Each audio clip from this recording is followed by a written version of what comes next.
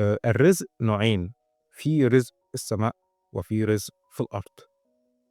مرّة كنت باسأل الشيخ باقول له هو دلوقتي لمّا هو الرزق مكتوب وإن كل واحد مكتوب رزقه من قبل ما يتولد، طيب أُمّال لو إحنا بنتعب زيادة وبنشتغل زيادة وبنسعى، إزاي هنربط ده بده؟ طب يعني ما هو أنا اشتغلت زي ما اشتغلتش، تعبت كتير زي ما تعبتش، وطالما كده الرزق مكتوب. فالشيخ قال لي: "لأ، الرزق المكتوب هو الرزق بتاع الأكل والشرب، الرزق اللي يكفل الحياة فقط."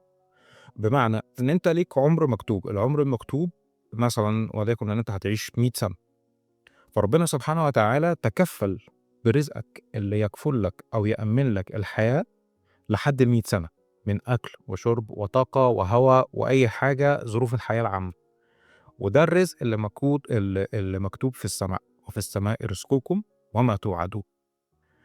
ربنا سبحانه وتعالى أوكل توزيع هذه الأرزاق للملك ميكائيل كل يوم الصبح بعد صلاة الفجر بيوزّع الأرزاق دي على الخلق كلّهم.